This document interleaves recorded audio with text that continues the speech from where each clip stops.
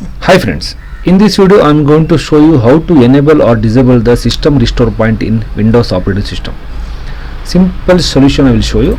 Simply go to this PC and right click, go to the properties,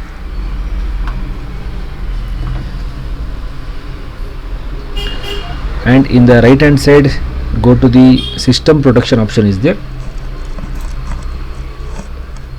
and then scroll down here.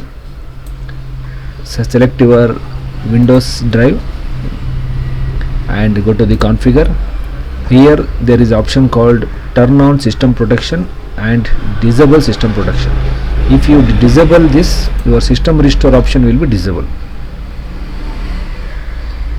Okay, see, by enabling system protection you can undo undesired changes by reverting your computer to a previous point in time.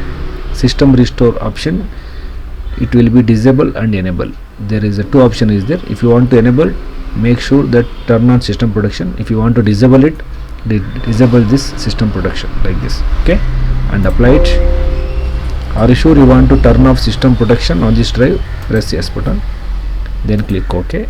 Okay, that's it. Okay, thank you.